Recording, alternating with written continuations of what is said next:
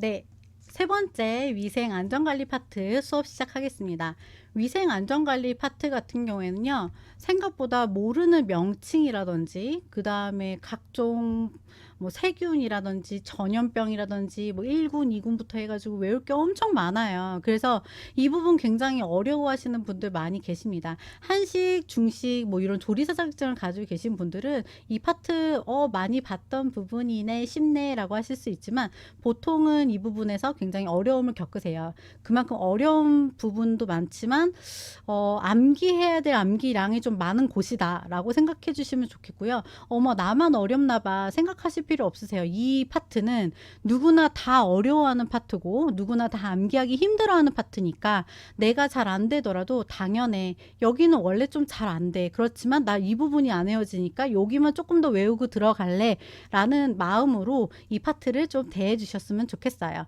그러면 아까 첫 번째 파트, 두 번째 파트와 같이 핵심, 그 다음에 시험에 자주 전반적으로 고르게 나오려고 노력하는 것 같긴 한데 그래도 좀 비중이 조금 세다 싶은 거를 지금 별표 치고 넘어가겠습니다. 지금 별표 칠 준비 되셨나요? 형광펜이나 빨간 펜 준비해 주시고요. 지금부터 포인트 잡아서 말씀드리도록 하겠습니다. 106페이지 영업에 종사하지 못하는 질병, 1군 감염병 이렇게 있죠. 거기에 별표 3개. 이거 같은 경우에는 뒤로 넘어가도 한 번 더 별표를 칠 거기 때문에 우선 중요하다라는 거 알고 계시면 되실 것 같아요. 108페이지 밑에 표 있잖아요. 부패, 변패, 산패, 발효라고 되어 있는 거기 별표 하나. 그 다음에 111페이지 감염병에서 감염병의 예방에 감염원, 감염 경로, 숙주의 감수성이라고 되어 있는 게 있어요. 여기에 별표 2개. 그 다음에 112페이지 뒤에 감염병의 종류와 분류 볼게요. 거기에 1군부터 5군까지 있어요. 거기 별표 하나. 밑에 영업에 종사하지 못하는 질병, 영업에 종사할 수 있는 질병이라고 돼 있어요. 그러면 영업에 종사할 수 있는 질병을 그 사이에 껴서 영업에 종사할 수 있는 질병은 무엇일까요? 로 고를 수 있게 지문이 나오겠죠. 별표 3개입니다. 넘어갈게요. 116페이지 미생물의 세균성 감염형에 살모넬라, 병균성 대장균 식중독 많이 나오기는 하는데 장염 비브리오균 자주 나왔고요. 117페이지 미생물 세균성 독소형에 황색 포도상 구균이랑 보톨리누스 균 2개 다 잘 나오긴 했는데 그 둘 중에 하나는 황색 포도상 구균이 훨씬 더 비중 높게 출제되고 있습니다. 그러니까 황색 포도상 구균의 별표 3개. 넘어갈게요. 119페이지 화학물질 자연독이라고 되어 있는 게 있어요. 그런데 여기 보면은 어떻게 문제 내기가 편하냐면 감자독 솔라닌, 네, 버섯독 무스카린, 모카시 고시풀, 피마자 아미그랄린 이런 식으로 잘못 연결을 해서 문제를 내면 답을 찾게 하는 문제 내기도 편하지만 아주 정확한 답이 나오기 때문에 이 감염 종류와 그 설명, 그 다음에 뒤쪽에도 비슷한 게 많이 나와요. 대표적인 병이라든지 이런 걸 연결해서 질문화될 수 있는 부분은 반드시 암기해 주셔야 된다고 생각하시면 되세요. 120페이지로 우선 넘어갈게요. 여기에서 중금속이랑 식중독 쪽에서 수은이랑 카드미움 쪽이 많이 나왔습니다. 별표 하나씩. 그리고 121페이지 인수공통 감염병이라는 게 있어요. 제가 처음부터 다시 설명드릴 때 좀 더 깊게 설명드리겠지만 자주 나왔기 때문에 별표 3개 해주세요. 별표 3개.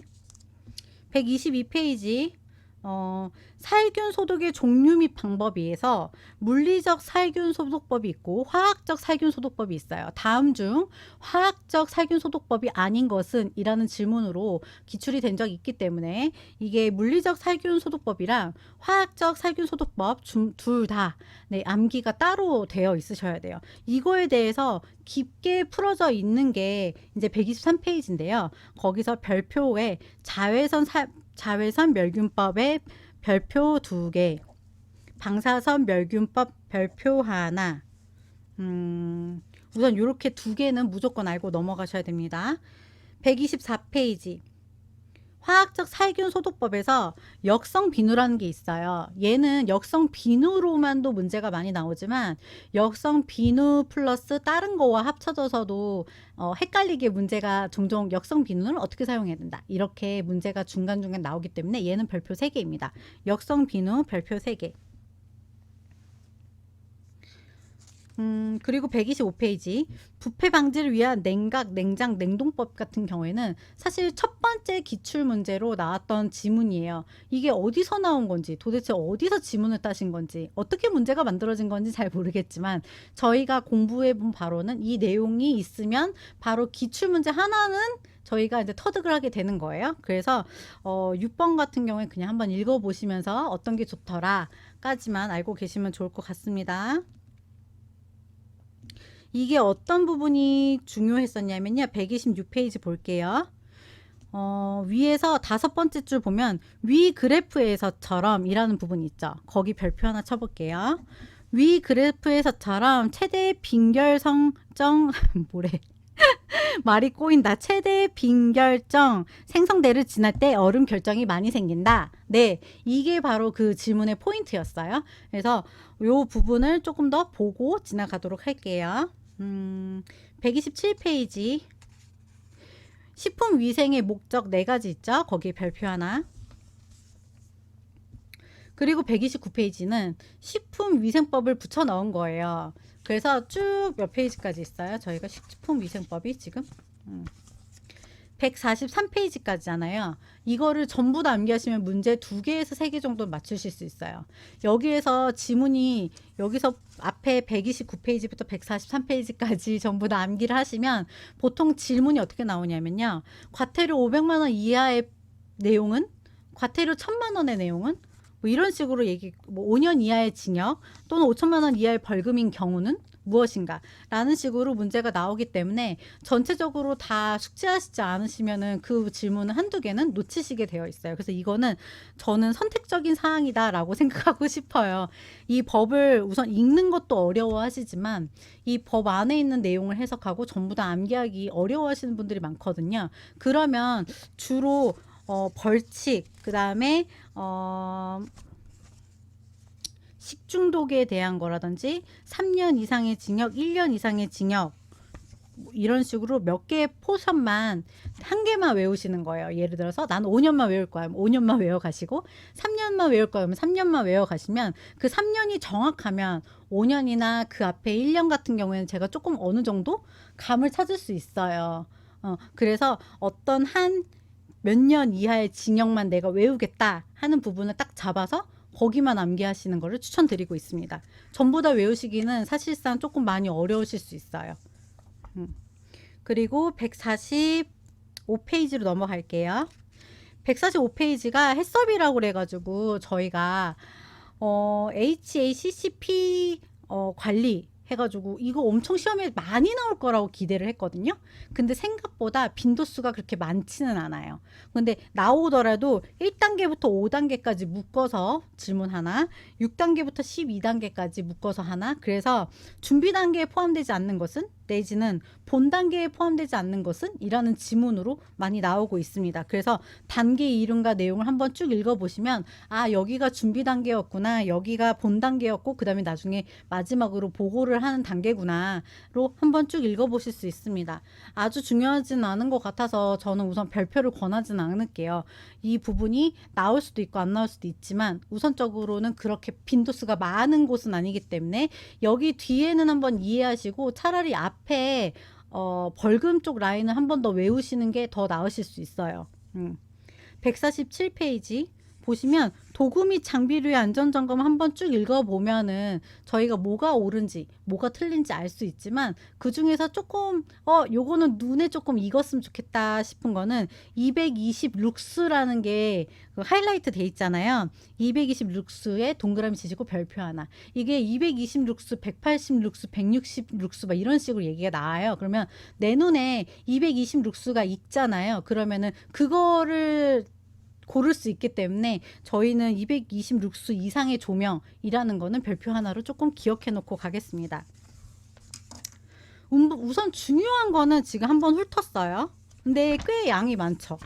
외워야 되는 것도 많은 것 같고, 감염병이 뭔지, 막 위해는 뭔지, 세균은 뭔지, 그러면 뭐 버섯에서 나올 수 있는 독이라든지 이런 걸 종류별로 다 외워야 되기 때문에 제가 한번 훑고 분명히 지금 천천히 조금 중요한 걸 다시 읽어 드리겠지만, 결론적으로는 본인이 암기하는 시간이 많이 가져야 되는 파트가 바로 위생 안전관리 파트다라고 생각하시면 되실 것 같습니다.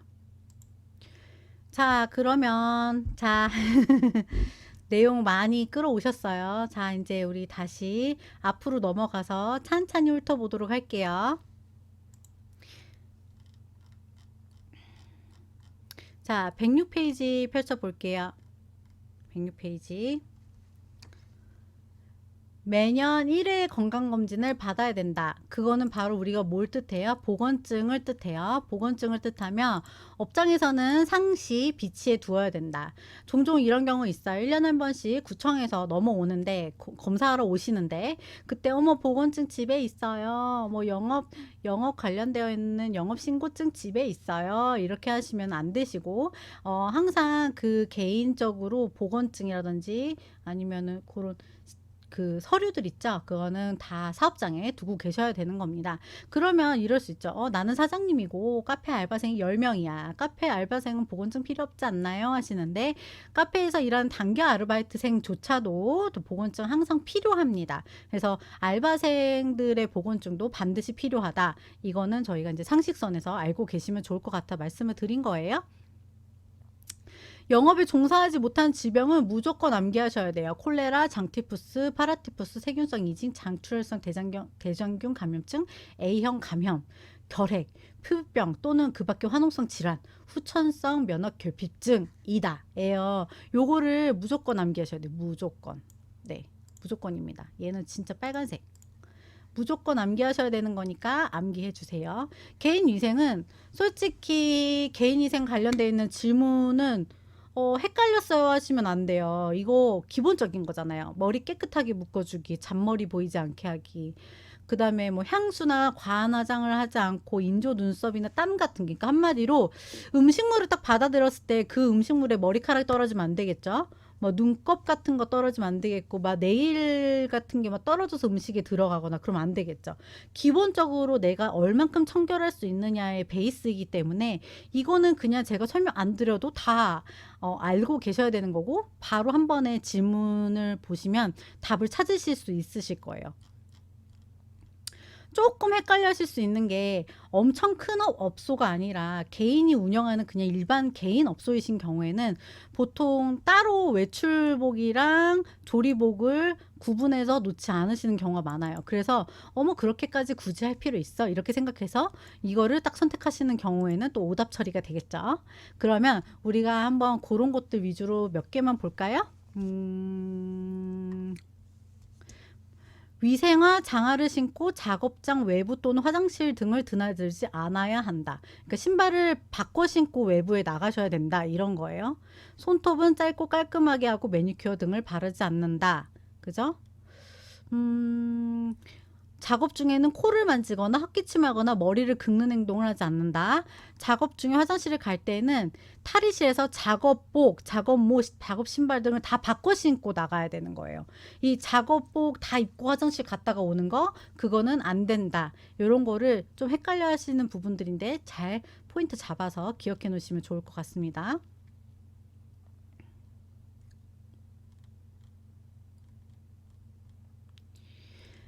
잠재적 위해식품 저희가 아까 별표 한 개 말씀드렸어요. 여기서 보면은 잠재적 위해식품이란 온도와 시간 관리가 필요한 식품으로 육류 및 식육 가공 제품, 해산물 유제품, 절단된 과일 및 야채 등을 예로 들 수 있다.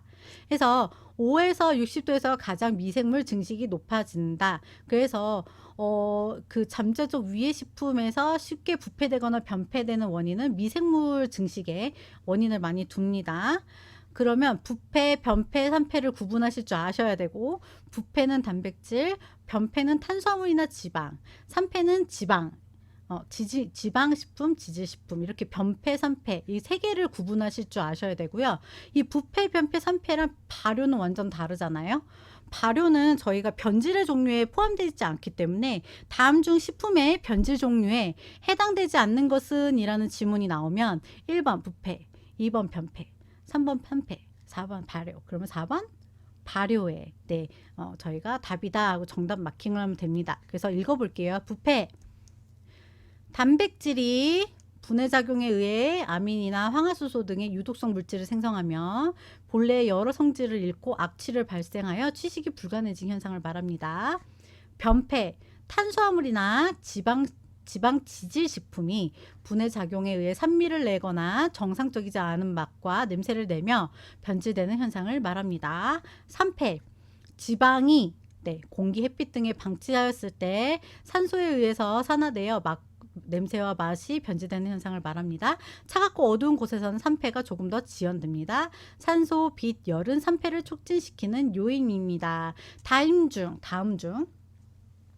산패를 촉진시키는 요인으로 옳지 않은 것은 1번 산소, 2번 빛, 3번 열, 4번 효소.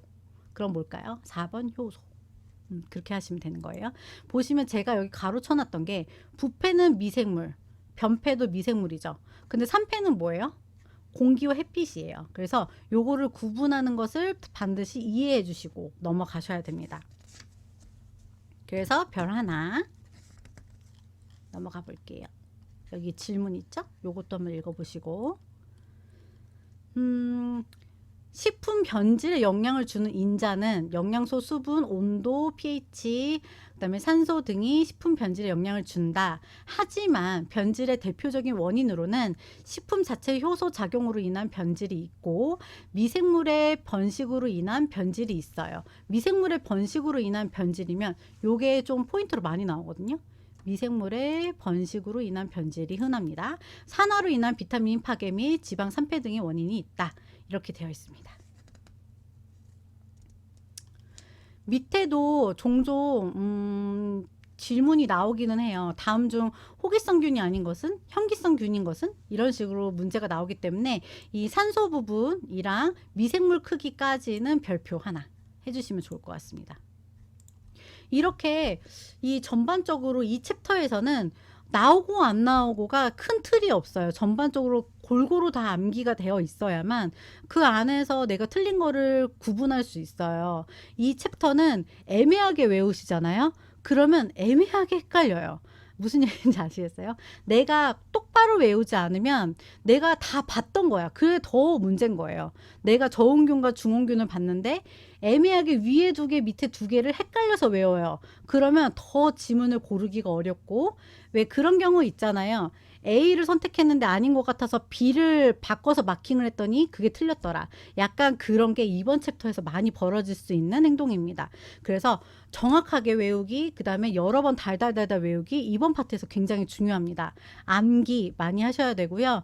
그 다음에 문제도 많이 풀어보셔야 되는 파트예요. 중요합니다. 111페이지.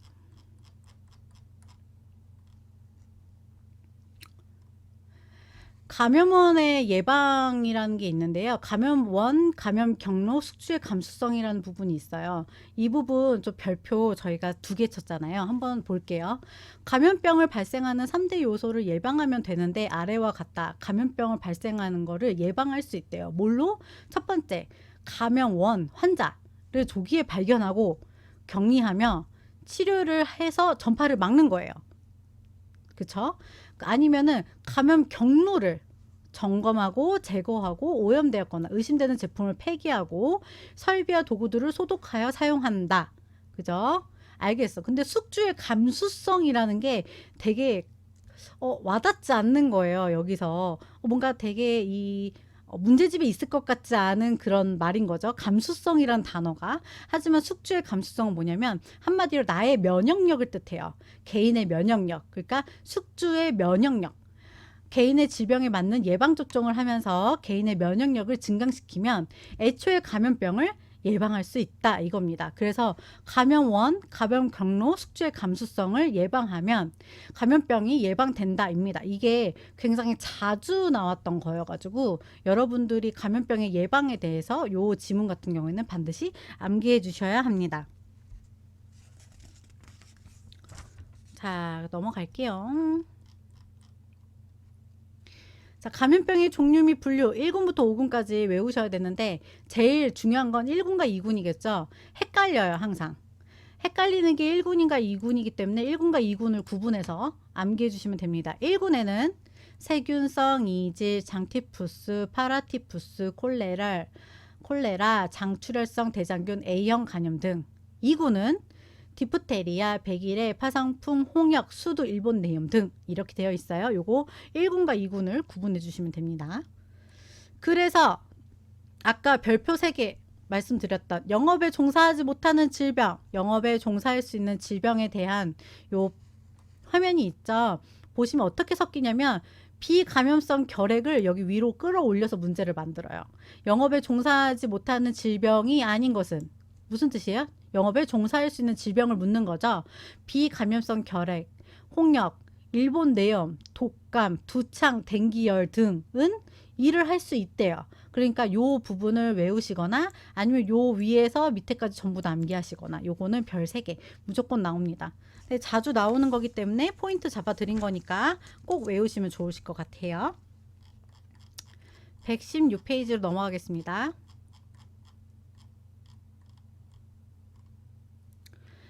116페이지에 저희가 장염 비브리오균이라는 게 좀 자주 나와요. 얘도 나오고 병원성 대장균식 중독 요거 2개가 굉장히 자주 나오거든요. 그래서 요거 2개는 어느 정도 이해도 해주셔야 되고 암기도 해주시면 좋겠습니다. 장염 비브리오균은 날것이나 충분히 익히지 않은 어패류, 특히 요번에 지금 여름이거든요. 제가 지금 요걸 촬영하는 시점이. 그러면은 가을과 여름 사이에 문제 내기에 굉장히 괜찮은 게 장염 비브리오균 같은 경우 굉장히 잘 내기가 쉽고, 이런 미생물 세균성 감염령 관련되어 있는 문제 그 빈도가 퍼센테이지가 조금 더 높을 수도 있어요. 그래서 공부를 좀 많이 해주셔야 됩니다. 날 것이나 충분히 익히지 않은 어패류를 섭취하거나 조리 과정 중 교차 오염된 음식 섭취를 통해 감염됩니다. 설사, 복통, 구토, 발열 등을 일으킵니다. 잠복기는 4시간에서 4일 정도이며 60도 이상에서 15분 이상 가열하여 섭취하면 얘는 예방할 수 있습니다. 포인트, 장염 비브리오균은 예방할 수 있어요. 자, 병원성 대장균식 중독 볼게요. 병원성 대장균에 의한 식중독은 계절과 관계없이 발생하며 여름철엔 조금 더 많은 편입니다. 가축, 동물, 건강한 사람 등 광범위하며 원인은 식품, 햄, 치즈, 분유, 도시락, 오염된 우유 등이 있습니다. 이 균은 감염된 환자의 변으로부터 위생 상태나 손을 씻는 습관이 부당할 때 다른 사람에게 전달될 수 있습니다. 사람과 동물의 분변을 위생적으로 처리하고 항상 손을 씻으며 청결한 상태를 유지하고 제품, 식품, 물은 가열 조리하여 섭취합니다. 장출혈성 대장균이 대표적입니다. 자, 장출혈성 대장균이 대표적입니다. 혈변과 심한 복통을 동반하며 사망률이 3에서 5%로 높은 편이고 미국 햄버거에 의해 식중독 사건으로 처음 발견되었습니다. 그래서 병원경 대장균식 중독도 굉장히 숙지하고 계셔야 됩니다. 자, 제가 별 3개 빵빵빵 이렇게 넣었던 게 뭐였죠? 바로 황색 포도상구균이에요. 황색 포도상구균에 대해서 한번 볼게요. 현미경으로 본 성상이 포도알이 밀집해 있는 모습처럼 보여서 이런 이름이 붙여졌습니다. 저항성이 강하고 공기, 토양 등의 자연계 광범위하게 분포하고 있고 건강한 사람과 동물의 피부 등에도 상재하고 있어서 식품에 쉽게 오염됩니다. 피부에 서식하고 화농성 질환을 일으키는 대표적인 원인균입니다. 화농성 질환을 일으키는 대표적 원인균입니다. 손을 청결히 하여 예방합니다. 빵류, 상온에 놔둔 김밥, 햄, 저민 육류 등이 대표적으로 조심해야 될 식품입니다. 황색 포도상균의 장독성은 100도 이상의 열에 30분 이상을 끓여도 견뎌내기 때문에, 자, 여기 포인트예요. 100도 이상의 열에 30분 이상을 끓여도 견뎌내기 때문에 애초에 균이 자라지 못하도록 예방을 하는 게 중요합니다. 100도씨 이상에서도 사라지지 않는 균은 하면 무조건 황색 포도상균이라고 생각하시면 돼요. 중요합니다. 보톨리누스 균도 자주 나옵니다. 볼게요. 보톨리누스 균은 타원형의 간균이다.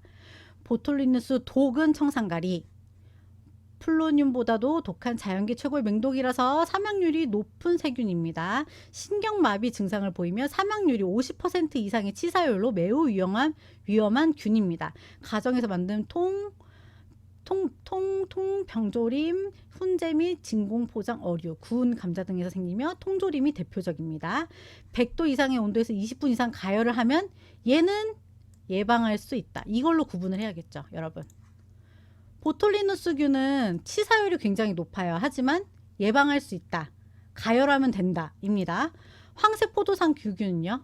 얘도 위험하지만 얘는 더더욱이나 30분 이상을 끓여도 견뎌낸다. 그게 바로 누구냐? 황새포도상 규균이다. 이걸 두 개를 구분을 끓이면 된다. 끓여도 안 없어진다로 구분하셔서 암기하셔야 됩니다.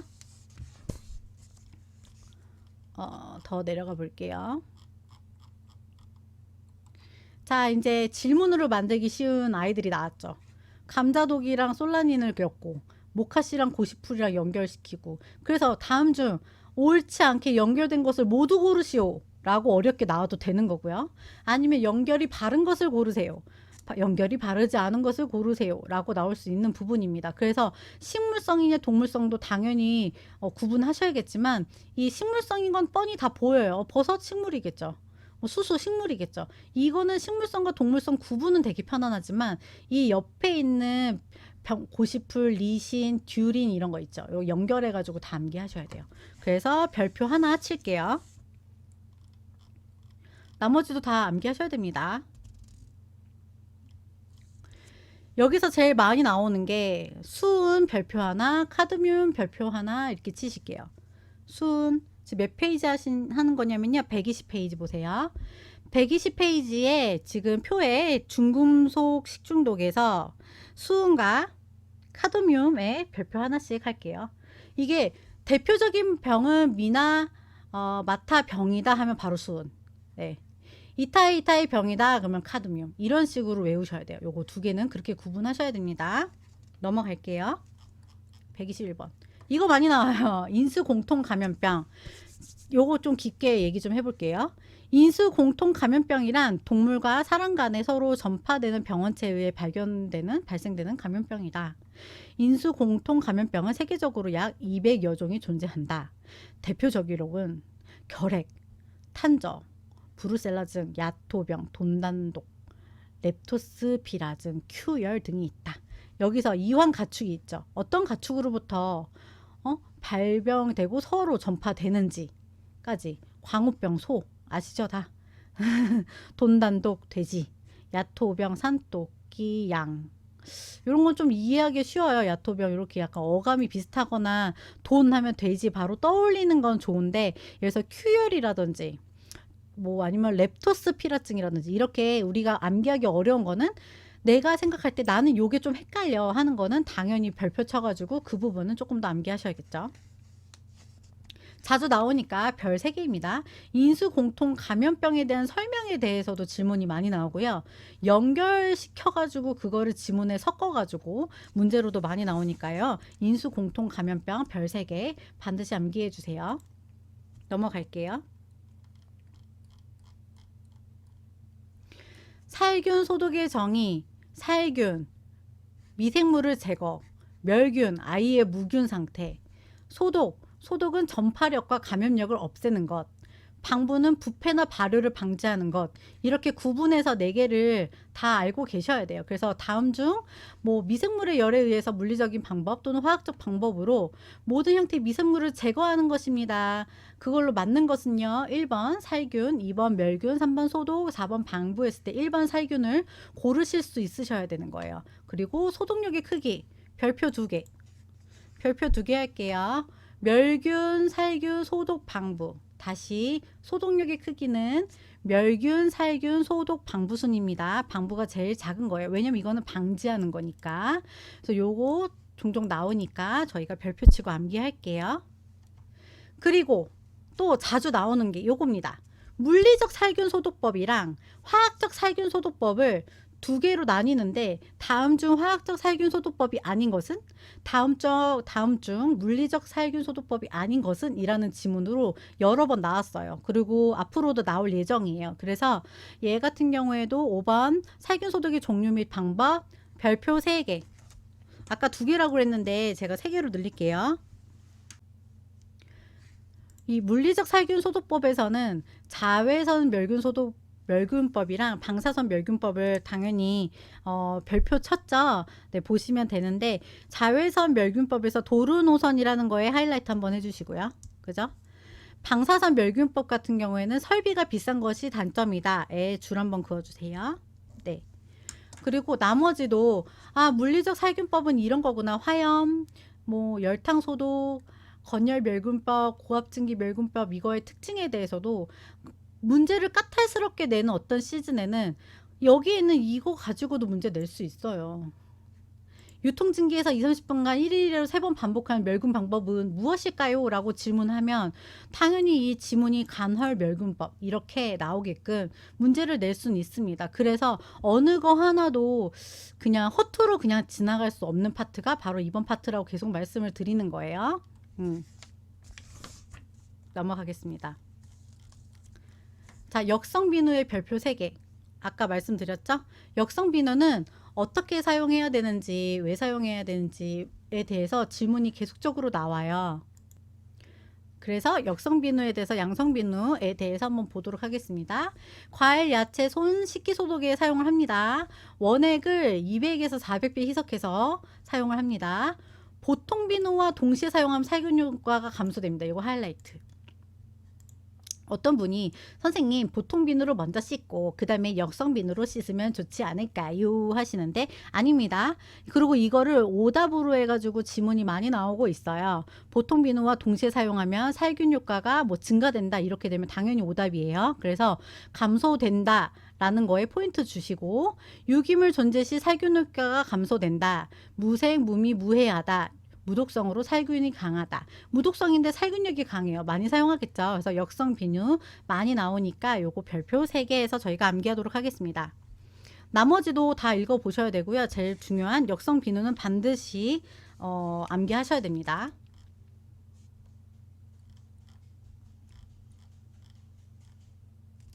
그리고 아까 제가 포인트 잡아서 설명드릴 때도 한번 말씀드렸죠.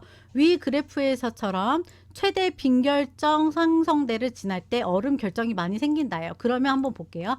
최대 빈결정 생성대가 어디냐면 바로 여기에 여기 빈결점 생성대 여기에요. 그래서 빈결점이 지나고 그다음에 뭐 온도가 이렇게 천천히 내려갈 때 완만하게 내려갈 때 빈결정이 많이 생길 수 있다라는 겁니다. 그래서 완만 동결의 경우는 급속 동결을 할 때보다 식품의 조직이 손상되거나 단백질 변성이 되어 식품의 품질이 저하될 가능성이 높다가 기출문제로 나왔어요. 그러니까 한번 시험에 아예 나왔던 문제예요. 그러니까 요거는 알고 그랬구나 한번 나왔구나 요건 내가 알고 가야겠구나 하고 넘어가시면 됩니다.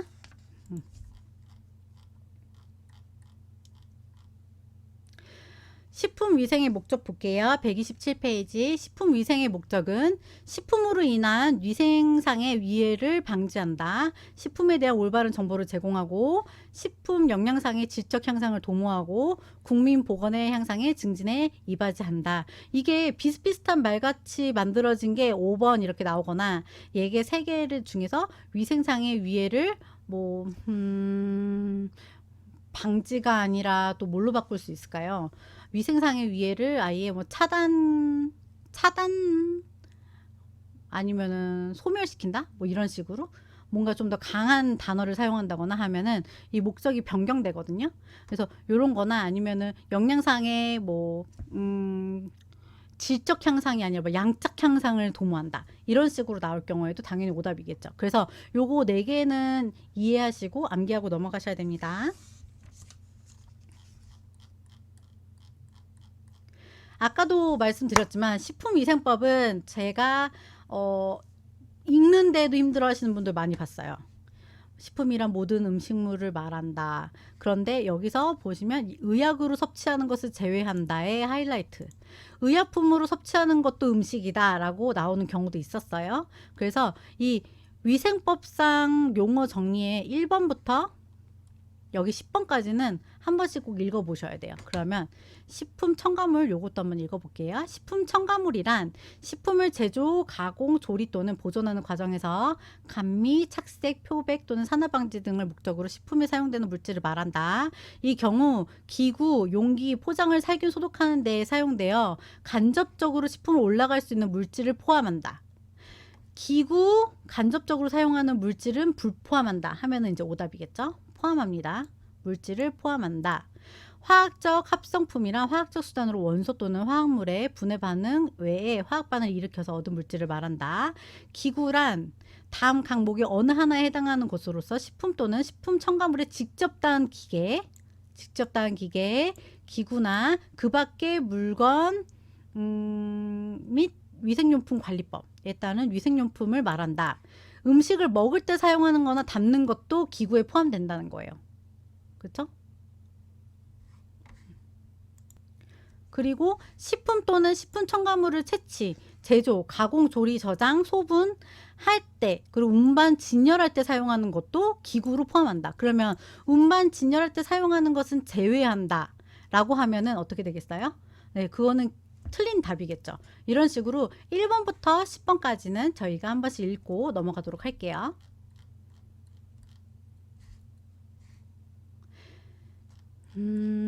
그리고 제가 말씀드리고 싶은 거는 이제 읽으시면서 한 번씩 이건 무조건 읽고는 가셔야 되는데 제일 시험에 많이 나오는 부분을 한번 보여드릴게요.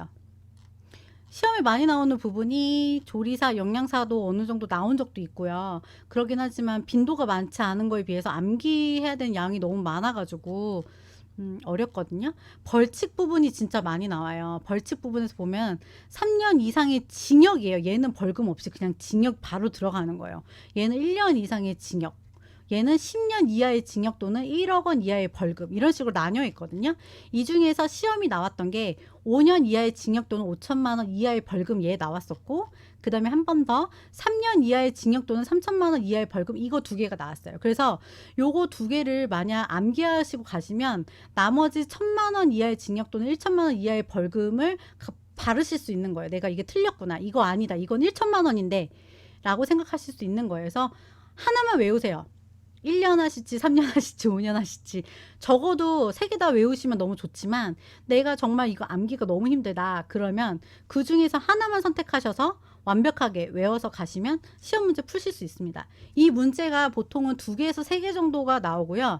이 2개에서 3개를 위해서 이만큼 외워야 되냐라고 물어보실 수도 있는데 어쨌거나 저희가 시험을 준비하고 있잖아요. 그러면은 모의고사라든지 기출문제를 모르시겠으면 기출문제 안에 있는 문제라도 숙지하시고 넘어가시는 파트다라고 생각하시면 좋으실 것 같습니다.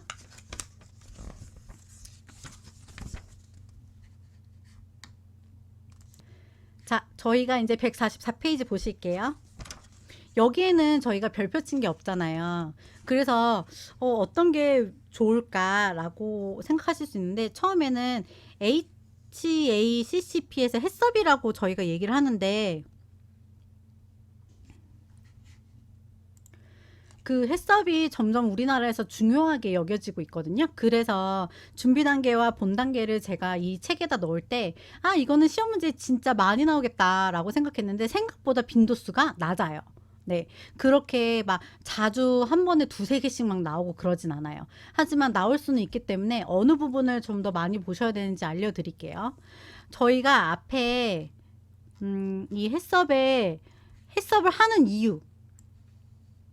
이유라든지 해썹을 해야 되는 이유가 관리 범주를 벗어나 예외적으로 발생할 수 있는 위해를 사전에 찾아내고 마찬가지로 대응안을 미리 결정해 두는 것을 말해요. 그래서 이거를 어떤 문제가 생길 수 있어 라는 걸 미리 얘기하고 그걸 어떻게 하면 내가 관리할 수 있어. 그러면 이렇게 문제가 생겼을 때 이렇게 관리했어 라고 하고 내가 관리를 하고 있다는 걸 보고하는 그런 원칙이라는 거예요. 그래서 해썹이 정해져 있어야 해썹 마크를 달 수 있고, 여러분들도 지금 어느 마트에 가보시면 해썹 마크가 달려있는 그런 식품들을 많이 보실 수 있으실 거예요. 그만큼 관리가 되어지고 있는 제품이다 라는 마크예요. 그러면 12단계로 나뉘어지는데 이런 문제가 나올 수 있어요. 다음 중 준비 단계에 해당되지 않는 것은, 네, 다음 중 본 단계에 해당되지 않는 것은, 이렇게 뭉뚱그려서 나올 수 있지만 반대로 이렇게 나올 수도 있겠죠.